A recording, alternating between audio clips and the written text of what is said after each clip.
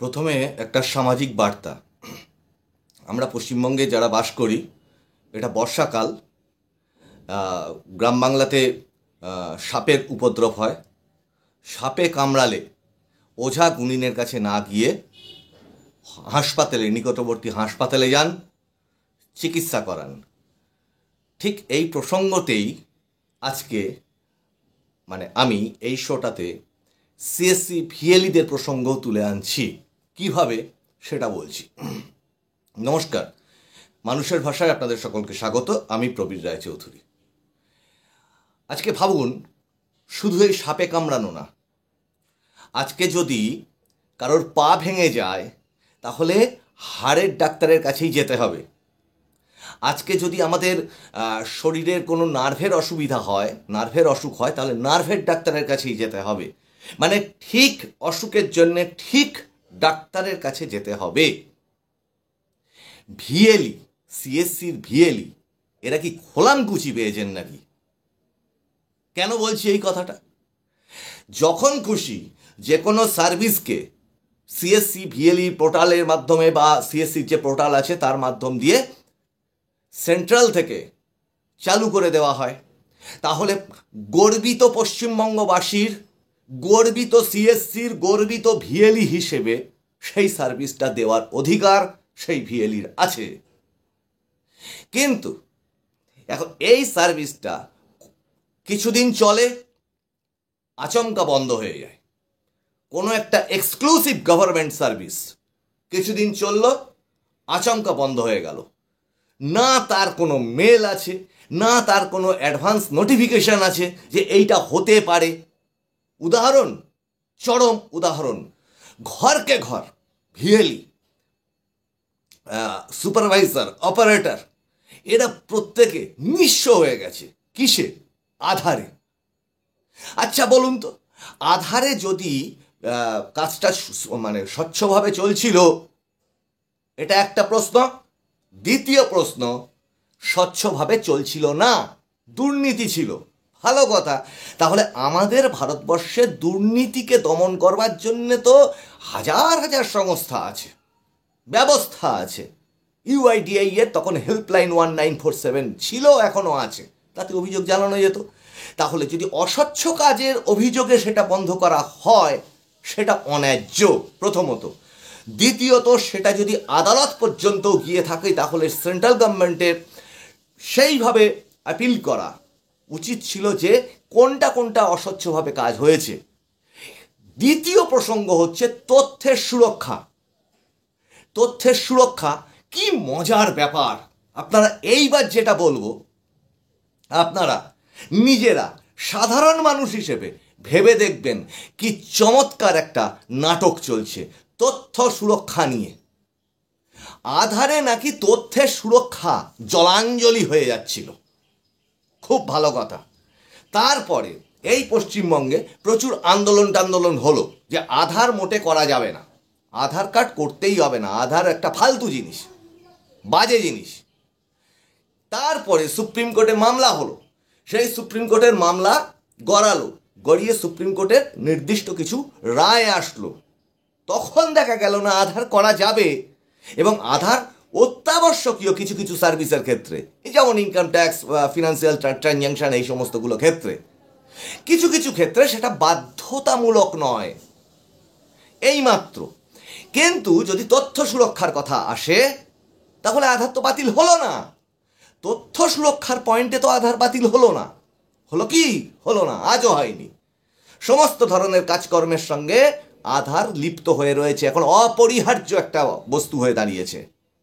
এবার ভেবে দেখুন, শুধু ভিএলই বন্ধু, ভাই বোনেরা এবং সাধারণ মানুষ, আপনারা ভাবুন, সকালবেলা থেকে রাত পর্যন্ত, মাস থেকে পার হয়ে বছর, আমরা আপনারা বিভিন্ন ধরনের সরকারি কর্মকাণ্ডে, আজকে এই দুয়ারে সরকার, কালকে ওখানে ওই ক্যাম্প, কালকে অমুক দোকানে যাব, কালকে এই অফিসে যাব, এমনকি হোটেলে বুকিং করব, কি না আধার কার্ডের জেরক্সটা নিয়ে আসেন।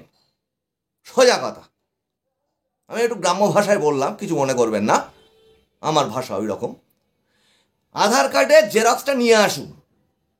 তাহলে কি হলো? শুধু আধার কার্ডের জেরক্স না, কোনো কোনো ক্ষেত্রে যারা বলছিলেন কাগজ আমরা দেখাবো না, এরকম একটা টিভিতে তখন ভালো ভালো অভিনেতাদের দিয়ে একটা বিজ্ঞাপন করানো হয়েছিল, বড় মানে ভালো ভালো টিভি চ্যানেলে সেই বিজ্ঞাপনটা মানে টিভি খুললেই সেটা দেখা যাচ্ছিল। আমি অভিনেতাদের নাম করতে চাইছি না, আপনারা আশা করি যারা অভিজ্ঞ ভিএলই আছেন তারা নিশ্চয়ই জানেন, সাধারণ মানুষও জানেন। কি অনুষ্ঠানটা কি করবে? কাগজ আমরা দেখাবো না, তথ্য সুরক্ষা। আচ্ছা বেশ, তারপর আরে কাগজ দেখাবেন না, আপনার রেশন কার্ডের সঙ্গে আধার লিঙ্ক করছেন, এখানে গিয়ে আধার লিঙ্ক করছেন, ওই ক্যাম্পে গিয়ে আধার কার্ড জমা দিচ্ছেন, ভোটার কার্ড জমা দিয়ে দিচ্ছেন, প্যান কার্ডের জেরক্স জমা দিয়ে দিচ্ছেন, রেশন কার্ডের জেরক্স জমা দিয়ে দিচ্ছেন, বার্থ সার্টিফিকেট জমা দিয়ে দিচ্ছেন, সব তো জমা দিলেন এই এতগুলো বছর ধরে। কোথায় তথ্য সুরক্ষা নিয়ে তখন আপনাদের চিন্তাগুলো কোথায়, মাননীয় বুদ্ধিজীবী মহাদয়রা? এবং আপনারা চিন্তা করলেন না যে ওই ওই ওই ধরনের মানে বিকৃত প্রচারের কারণে কত কত ভিএলই যারা খুব সৎভাবে কাজ করছিল, আমি কখনোই যারা অসৎভাবে কাজ করছিল তাদের পক্ষে কথা বলতে রাজি নই, সেন্ট্রাল গভর্নমেন্ট, স্টেট গভর্নমেন্ট, বিভিন্ন রাজ্যে, শুধু এই রাজ্যে না, যারা অসৎ ভিএলই, অসৎ সিএসসি, অসৎ উপায়ে পয়সা উপার্জন করছে, অবশ্যই তার বিরুদ্ধে ব্যবস্থা নেওয়া হোক। যে কোনো কর্মজীবিকার ক্ষেত্রে যেটা আমাদের দেশের সংবিধানের নিয়ম তাই অনুযায়ী চলুক। কিন্তু তথ্য সুরক্ষা কি হলো? তারপরে কেউ একজন আমাকে উত্তর দিন মশাই, আমি খুব ছোটোখাটো একটা মানুষ, ভিএলইদের হয়ে, সিএসসির হয়ে একটু কথা বলছি।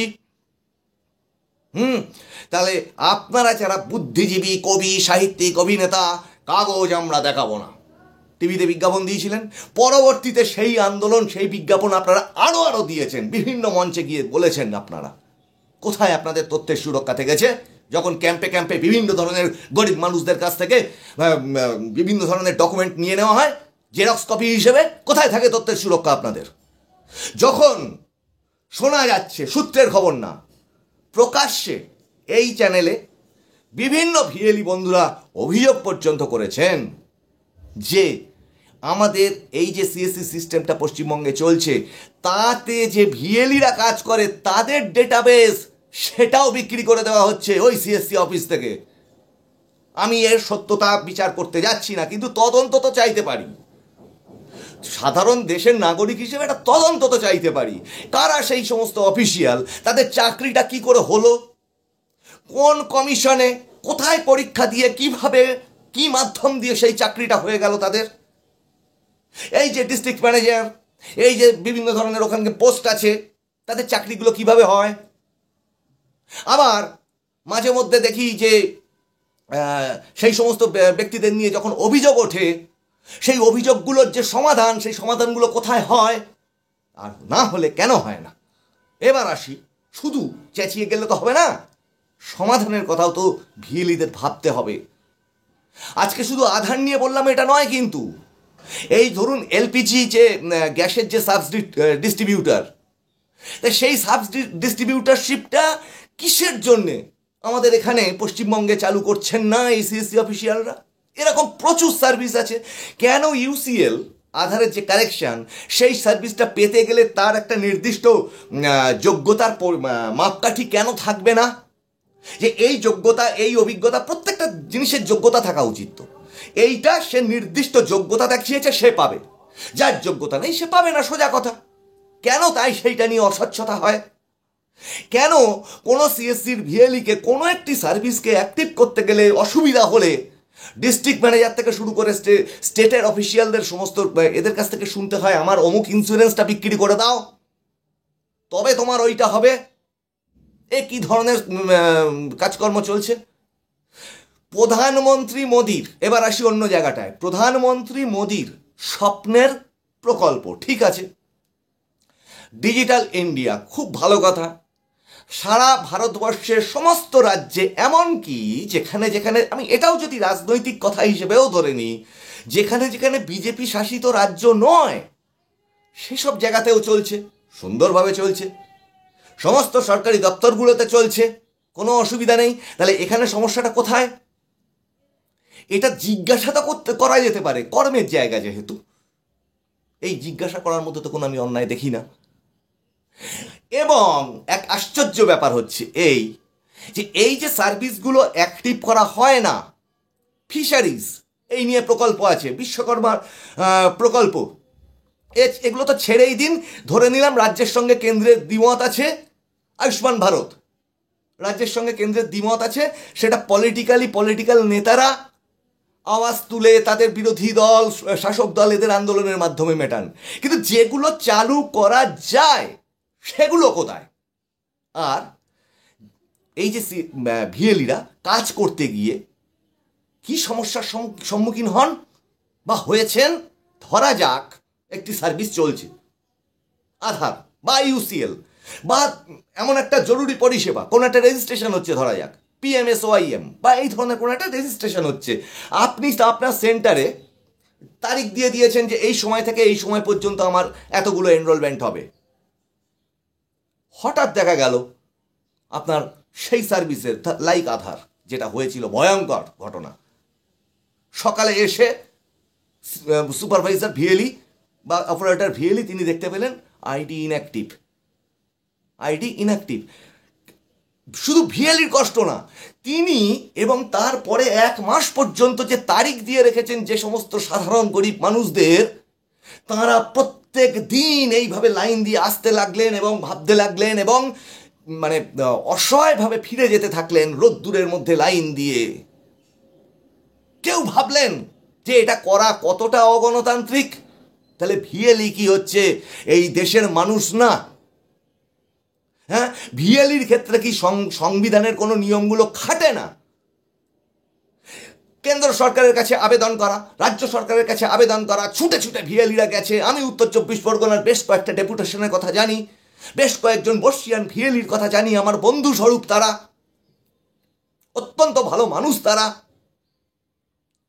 তারা বহুবার এই ধরনের ডেপুটেশন দিয়েছেন। তেমনি অন্যান্য জেলাতে, অন্যান্য জায়গা থেকেও ভিএলিরা একজোট হওয়ার চেষ্টা করে সেই ডেপুটেশনগুলো পৌঁছে দিয়েছেন বিভিন্ন ডিএম অফিসে, বিডিও অফিসে। কোনো ফল হয়নি। কেন্দ্র সরকারের তরফে রবিশঙ্কর প্রসাদজি আশা দিয়েছিলেন, বক্তৃতা, তখন আইটি মিনিস্টার ছিলেন, যে সমাধান করবার চেষ্টা হচ্ছে ইউআইডিআই এর সঙ্গে কথা বলে। কিন্তু আমার কথাটা সেটা না, এরকম চলতেই থাকবে, কথা বলতে গেলে রাত কাবার হয়ে যাবে। আমি বলছি এই ধরনের যে বিনা নোটিশে সার্ভিসকে বন্ধ করে দেওয়া, ভিএলই একটা মেল পর্যন্ত পায় না, সবটাই কি হোয়াটসঅ্যাপ গ্রুপে হয়? আরে হোয়াটসঅ্যাপ গ্রুপের তথ্য আমি কেন মানতে যাব? আমি একটা যদি সরকারি অফিসিয়াল কাজ করি, তাহলে আমার একটা অফিসিয়াল মেল আইডি ওখানে জমা আছে, আমি অফিসিয়াল মেল আইডিতে আমার নোটিশ পাবো, নোটিফিকেশন পাবো, যে আমার যদি আমি অপরাধ করে থাকি আমাকে শোকজের নোটিশ পাবো, আমার বিরুদ্ধে কোনো স্টেপ নেওয়ার নোটিশ পাবো, অথবা কোনো সার্ভিস চালু হলো বন্ধ হলো সব কিছু আমি পাবো মেলে। কেন মেল পাবো না? কোনো মেল পাবেন না আপনারা। digmail.in বলে একটা ভিএলিদের স্পেশাল মেল আইডি চালু করা হয়েছিল। বেশ কিছু ভিএলিকে হঠাৎ করে সেই ভিএলি, মানে ওই থেকে আবার বেশ কিছু কমপ্লেন ভিএলিরা করেছিলেন দিল্লিতে। এবার সেই ডাটাটাই যাতে না থাকে, হঠাৎ দেখা গেল যে ডিজিমেল আইডি বন্ধ হয়ে গেল। তাহলে হাত পা বেঁধে জলে ফেলে দেওয়া একটা কি বলবো রঙ্গমঞ্চ নাকি ভিএলি, যে তাকে এই সমস্ত দেব সার্ভিসগুলো, তারা প্রচুর পরিমাণে বিনিয়োগ করবে এবং লুটে ফুটে খাবো আমরা। হ্যাঁ, এইরকম এটা চলবে নাকি? এটা চলবে? এইবার আসি একটা অন্য কথা, সমাধানের কথায় তো আসতে হবে। কিন্তু মুশকিল হচ্ছে আমাদের এই যে দেশ, আমাদের দেশের যে মহান নেতারা আছেন, তার মধ্যে অনেক ভালো নেতা আছেন, চেষ্টা করেন, সেটাও এই 2 চোখ দিয়ে দেখেছি। আবার একটা চালু কথা আছে, নেতা যদি বলে, নেতা নেত্রীরা যদি বলে আচ্ছা দেখছি, সাহিত্যিক সঞ্জীব চট্টোপাধ্যায় হোক বা অন্য কোনো একজন সাহিত্যিকের, যতদূর মনে পড়ে এই ধরনের একটা লাইন ছিল, যে নেতা বা নেত্রী যদি বলে দেখছি, তাহলে হয়ে গেল, তাহলে বুঝে নিন ও আর হলো না, ও আপনার জন্মে ও কাজ আর হবে না। বিভিন্ন রাজনৈতিক দলের দপ্তরে গিয়ে ভিএলিরা হত্যে দিয়েছেন একাধিকবার। যে সহৃদয়ভাবে আমাদের বিষয়টা ভাবুন, আমরা রাজনীতি করতে চাই না, আমাদের এই অভাব অভিযোগগুলো দেখুন না। সবাই বলেছেন আচ্ছা হ্যাঁ এবার গুরুত্ব দিয়ে দেখছি, এবার দেখছি, আমি ব্যাপারটা দেখছি, তোমরা এটা রেখে দিয়ে যাও, আমি দেখছি, কিন্তু কেউ দেখেননি। আজকে এই এই এই যে অনুষ্ঠানটা বা এই শোটা, এটা আমি নিরাশা দিয়ে শেষ করতে চাই না। আমি আশাবাদী, আমি শেষ মুহূর্ত পর্যন্ত আশাবাদী। আমি শেষ মুহূর্ত পর্যন্ত, যদি ন্যায্য হয় আপনার দাবি, আপনি যদি সৎ হন, তাহলে সেটা নিয়ে লড়ার পক্ষপাতী। আমি একটি মানুষ, কিন্তু আমার শরীরের মধ্যে ফুটে বেরোবে জ্যান্ত একটা শবদেহ, মানে শবদেহের লক্ষণগুলো ফুটে বেরোবে, মানে সেটা যা বোঝার বুঝে নিন। শবদেহের কি লক্ষণ থাকে, আর জ্যান্ত মানুষের একটা লক্ষণ থাকে, হ্যাঁ, সেগুলো আমরা বিজ্ঞান বইতে পড়েছি। কিন্তু জ্যান্ত শবদেহের মতো বাঁচাটা তো না বাঁচার সমান। কাজেই ও আমার বলে কিছু হবে না, ও করে কিছু হবে না, এরকম করলে তো হবে না বন্ধু। আসি, সিএসসি গত 20শে জুলাই সিপিগ্রামে দিবস হিসেবে, মানে অভিযোগ নথিভুক্ত করা, মানে আমাদের যে সেন্ট্রাল গ্রিভেন্স সিস্টেম, তাতে অভিযোগ নথিভুক্তি করবার দিবস হিসেবে সেটাকে পালন করলো। বন্ধু, সিএসসি ভাই বোনেরা, দাদা দিদিরা, একটা এই জায়গা থেকে বসে ক্ষুদ্র মাথায় একটা পরামর্শ দিতে পারি। ঠিক আছে, ওই যে লিঙ্ক আছে সেন্ট্রাল গ্রিভেন্স সিস্টেমের, ওই লিঙ্কে ক্লিক করুন, ওই পোর্টালে ঢুকুন, নিজের নাম ঠিকানা সিএসসি আইডি দিন, দিয়ে সমস্ত আপনার সাথে, সবারটা যদি নাও বলতে ইচ্ছা করে, আপনার সাথে যে ঘটনা ঘটছে সেই ঘটনা লিপিবদ্ধ করুন। লিপিবদ্ধ করতে গিয়ে যদি আমাদের, দেখুন, আমরা কেউ ব্রিটিশ না, আমাদের জন্ম কারোর ইংল্যান্ডে হয়নি, আমরা বাংলাতে, অধিকাংশ মানুষই আমরা বাংলা মিডিয়ামে পড়াশুনো করেছি। কেউ কেউ ভালো ইংরাজি লিখতে পারি, কেউ পারি না। কিন্তু গুগল বাংলা টাইপে বাংলায় টাইপ করে লিখুন আপনার অভিযোগটা, এটুকু তো পারবেন। একজন সিএসসি ভিএলই যখন, এটুকু নিশ্চয়ই পারবেন। ওটাকে গুগল ট্রান্সলেটে গিয়ে ট্রান্সলেট করুন। এই ট্রান্সলেশনে যদি আপনার মানে অনেকেরই থাকে, ইংরাজিতে একটু দুর্বলতা থাকে, কারোর অঙ্কে দুর্বলতা থাকে, সেটা লজ্জার একদম কিচ্ছু নয়। আসল কাজটা সেটা কোনো স্থানীয় কোনো মাস্টারমশাই যিনি ইংরেজিতে ভালো আছেন তাকে দিয়ে একটু দেখেই নিন ওই যে ট্রান্সলেশনটা হলো তাতে কোনো গ্রামাটিক্যাল মিস্টেক আছে কিনা। যদি প্রয়োজন মনে করেন, আপনার নিকটবর্তী যদি কোনো আইনি বন্ধু থেকে থাকে, তার সাথে একটু কনসাল্টও করে নিন। আপনাদের নিজেদেরই তো টেলি ল আছে, সেটা দিয়েও কনসাল্ট করতে পারেন যে আমি এইটা লিখেছি, এইবার আমি এটা পাঠাবো। নিজের কাছে যা যা ডকুমেন্ট আছে আপনার সঙ্গে বঞ্চনার প্রমাণ হিসেবে সেইগুলোর পিডিএফ করুন, জেপিজি ফাইল করুন, করে ওখানে অ্যাটাচ করে দিন। প্রত্যেকটা ভিএলই, পশ্চিমবঙ্গের 40,000-এর বেশি সিএসসি ভিএলই, এবং তার সাথে আরও বলছি, এই যে ব্যাংকের সিএসপি সহ যারা যারা আছেন, এইভাবে যারা বঞ্চিত হচ্ছেন, সবাই মিলে ওই গ্রিভেন্সে এবার সিএসসি দিয়েছে ওই দিবসটা পালন করতে লিঙ্কটা, আরও, এবং তাতে উৎসাহ জানানোর জন্য আবার টুইট করেছে সেটা, যে আরও বেশি সংখ্যক যেন গ্রিভেন্স সেখানে জমা পড়ে।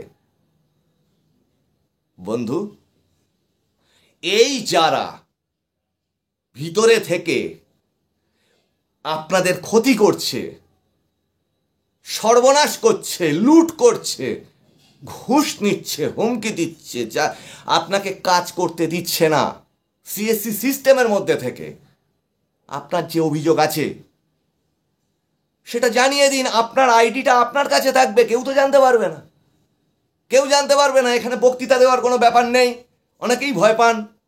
এখানে আপনার মুখ দেখানোরও কোনো ব্যাপার নেই, আপনার ছবি ভাইরাল করে দেওয়ারও কোনো ব্যাপার নেই।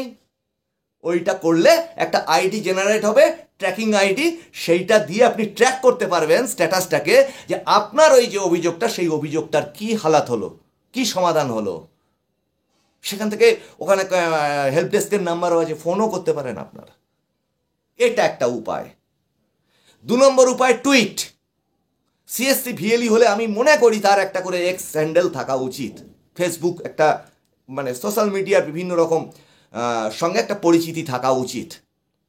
টুইট তো করতেই পারেন, কাউকে ট্যাগ করে বা হ্যাশট্যাগ, একটা নির্দিষ্ট হ্যাশট্যাগ বানিয়ে বেশ কয়েকজন সিএসসি ভিএলই বন্ধু মিলে টুইট করতেই পারেন একটা নির্দিষ্ট ইস্যুকে নিয়ে, নির্দিষ্ট অভিযোগকে নিয়ে। বসে থাকলে হবে না, থেমে গেলে হবে না। এইটা হচ্ছে মূল বক্তব্য। দ্বিতীয় বক্তব্য হচ্ছে রাজ্যের কেন্দ্রের শাসক দল এখন যারা রয়েছেন বিজেপি, তাহলে আপনাদের প্রকল্প পশ্চিমবঙ্গে এই যে সিএসসিরা, এই সিএসসিদের দিকে তো আপনাদের, এখানে আপনারা বিরোধী দল, এই বিরোধী দল হিসেবে আপনাদের তো সিএসসির দিকে নজর দেওয়ার প্রয়োজন, বেশি বেশি করে নজর দেওয়া প্রয়োজন। মানে এটা যদি বলা হয় যে মানে একটা পুরো বড় একটা সিস্টেম ডিজিটাল ইন্ডিয়া, তার সন্তান সময়েরা, সেই সন্তানদের তো আপনাদের দেখভাল করা প্রয়োজন। এটা হচ্ছে একটা স্বনির্বন্ধ আবেদন, রাজনীতির বাইরে থেকে বলছি, যে সেটাই যদি সরকারি পলিসি হয় তাহলে কেন্দ্র রাজ্যের দূরত্ব বিবাদ যেগুলো আছে সেটা আপনারা রাজনৈতিকভাবে মেটান। কিন্তু যে সার্ভিসগুলো চালানো যাচ্ছে না এবং এই সিএসসিটার ভিতরে বসে থেকে যে সমস্ত দুর্নীতিবাজরা এগুলো করতে দিচ্ছে না, তাদের বিরুদ্ধে আপনারা তো কেন্দ্রীয় স্তরে এই ভিএলইদের একটু সাহায্য করতে পারেন, তাদের তো তাহলে একটু উপকার হয়। একটা নির্দিষ্ট স্তর পর্যন্ত তারা পৌঁছতে পারে, তাদের অভিযোগগুলো নিয়ে তাদের সমাধানগুলো করতে পারে। তবে ভিএলই সিএসসি বন্ধু এবং ভাই বোনেরা যারা আছেন প্রত্যেককে জানাচ্ছি যে মানে দ্রুত সুবিধা নেওয়ার প্রয়োজনে এই ধরনের অন্যায়গুলোকে, অন্যায় অফিসিয়ালদের যারা এই দুর্নীতিগুলো করেন তাদেরকে প্রশ্রয় দেবেন না দয়া করে। কারণ আপনার পাশে আর একজন যে ভিএলই আছে সেও কষ্ট করে চালাচ্ছে, আপনিও কষ্ট করে চালাচ্ছেন।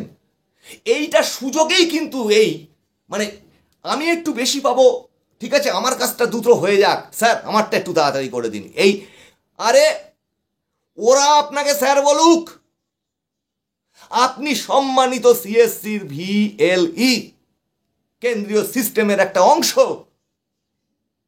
সিএসসির অফিসিয়াল টিম আপনাকে সাপোর্ট দেওয়ার জন্য মাইনে পাচ্ছে। ও এসে আপনাকে স্যার বলুক যে স্যার আপনার কি অসুবিধা আছে বলুন। মনোভাব পাল্টান আগে, তবে অধিকার ফিরে পাবেন। আমি সমস্ত রাজনৈতিক দলকে, সমস্ত রাজনৈতিক নেতা নেত্রীদের এবং কেন্দ্রের যে শাসক দল আছে, এখানে যারা বিরোধী দল বিজেপি, তাদের যে সমস্ত নেতা মন্ত্রী সাংসদ এনারা রয়েছেন, এনাদের কাছেও আবেদন জানাচ্ছি যে জিনিসটা হোক, সঙ্গে একটা অংশ জুড়ে দিই। সেটা হচ্ছে এই রাজ্যে আমার কাছে মানে সূত্রের খবর, আমি চেষ্টা করব সামনের কয়েকটা অনুষ্ঠানে সেই তথ্যগুলোকে এক জায়গায় করে আপনাদের সামনে সেগুলো দেখাতে যে কি হয়েছিল। ইজেডসিসিতে অনেক ভিএলই একজোট হয়ে একটা অনুষ্ঠান করেছিলেন। দেখুন এক একটা জায়গায় এক এক রকমভাবে হয়েছে, সব খবর আমার কাছে হয়তো নেই, আপনারা জানান সেই খবরগুলো। যেমন উত্তর চব্বিশ পরগনায় অনেকবার হয়েছিল জেলা অফিসে, কি একটা মঞ্চ, নজরুল মঞ্চ, এই রবীন্দ্র ভবন, এরকম অনেকবার এই সমস্ত উদ্যোগগুলো হয়েছে। কিন্তু ইজেডসিসিতে যে অনুষ্ঠানটা হয়েছিল সেখানে এখনকার রাজ্যের বিরোধী দল বিজেপির অনেক নেতা, ঊর্ধ্বতন নেতা, বিরোধী দলনেতা এনারা উপস্থিত ছিলেন। বড় ধরনের একটা সংগঠন সেখানে গড়ে উঠছিল সিএসসিদের অধিকার মানে যাতে সেভাবে ভালোভাবে চালাতে পারে সেই কারণে। এখনকার এই বিরোধী দল রাজ্য বিজেপিকে অনুরোধ জানাবো, কিসের জন্য সেই সংগঠনটা থাকলো না, কিসের জন্য তারপরে মানে গঙ্গা দিয়ে এতটা জল পার হয়ে গেল। সেটা সম্ভবত হয়েছিল 2023-এর 2রা সেপ্টেম্বর অনুষ্ঠানটা সম্ভবত হয়েছিল, যদি আমার স্মরণশক্তি ভুল না করে। আমি সামনে অনুষ্ঠানে আনবো সমস্ত তথ্যগুলো, এবং আপনারাও আপনাদের জেলাতে জেলাতে বিভিন্ন জায়গায় যে এই ধরনের অনুষ্ঠানগুলো করে থাকেন, যদি সে যে রাজনৈতিক দলের থেকেই হোক না কেন, আপনারা আমাদেরকে পাঠাতে পারেন। আমরা চেষ্টা করবো সেইগুলোকে তুলে ধরবার, উদ্যোগগুলোকে তুলে ধরবার। কারণ আমরা দিনের শেষে ভিএলইদের কথা বলতে চাইছি, মানুষের কথা বলতে চাইছি। তা সেই উদ্যোগটা থাকলো না কেন? সেই সংগঠনগুলো, সেই একত্রিত হওয়া ভিএলইরা থাকতে এক জায়গায় থাকলেন না কেন? কে দায়িত্বে ছিলেন? এই মাননীয় নেতাদের নেত্রীদের অনুরোধ করব, সর্ষের ভিতরে সেখানেও ভূত ঢুকে বসে রয়েছে, সেখানকার তথ্য চলে যাচ্ছে অন্য অন্য কোনো জায়গায়, সেখানেও খেলা হচ্ছে ডিভাইড অ্যান্ড রুল, যাতে ভিএলিরা একজোট হতে না পারে।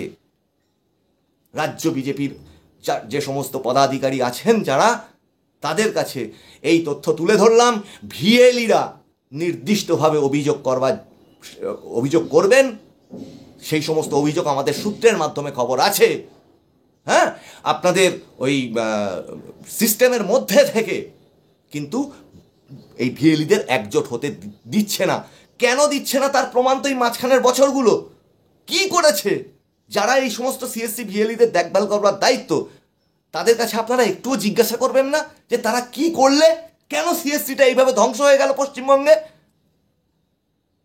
বিজেপির রাজ্য নেতৃত্বের কাছেও আমার অনুরোধ থাকলো, একটু দয়া করে সেই অনুসন্ধান করুন। রাজ্যের শাসক দল, বিরোধী দল যারা আছে প্রত্যেকের কাছে অনুরোধ, সমস্ত ছেড়ে দিয়ে ভিএলিদের কথা অনুগ্রহপূর্বক ভাবুন। তারা খোলামকুচি না, তারা একটা সার্ভিস দেবে, দিয়ে সর্বশান্ত হয়ে যাবে। এটা কি ঠিক? মানবিকতার দিক থেকে কি এটা দীর্ঘদিন চলতে পারে? আর ভিএলি বন্ধুরা, আপনাদের কাছে আবার আবেদন, সেন্ট্রাল গ্রিভেন্স সিস্টেমে পিএমওতে একটার পর একটা মেল দিন এবং গ্রিভেন্স সিস্টেম থেকে আইডি নিয়ে নিজের কাছে রেখে দিন, স্ট্যাটাসটাকে ট্র্যাক করা শুরু করুন। আজকের অনুষ্ঠানে এই পর্যন্ত, একটু লেন্দি হয়ে গেল, কি করব বলুন? সমস্যা তো অসংখ্য অসংখ্য, যত দেখছি তত দেখছি, তার কোনো শেষ নেই। এর মধ্যে থেকেই আমাদের উঠে দাঁড়ানোর রাস্তা খুঁজে পার করতে হবে। আশা করি আপনাদের এই অনুষ্ঠান ভালো লাগলো। যদি ভালো নাও লেগে থাকে, আমি আবার বারবার বলি, প্রত্যেক মতের একটা বিরুদ্ধ মত থাকে, আপনারা কমেন্টে সেটা জানান, চেষ্টা করব সেগুলোকেও তুলে ধরবার। আর খুব শিগগির আমি নিয়েছি একটা নতুন সিম নিয়েছি, একটা হোয়াটসঅ্যাপ খুলে দেবো, যেখানে আপনারা আপনাদের ছবি, ভিডিও, নিজেদের বক্তব্য সেগুলো পাঠাতে পারেন। সেটা নিয়েও আমরা অনুষ্ঠান করবার চেষ্টা করব। আজকের অনুষ্ঠান এই পর্যন্ত। নমস্কার। এতক্ষণ আমি প্রবীর রায়চৌধুরী আপনাদের সঙ্গে ছিলাম। আগামী অনুষ্ঠানের জন্য চোখ রাখুন মানুষের ভাষায়, কারণ মানুষের ভাষা সবার মনের কথা বলে।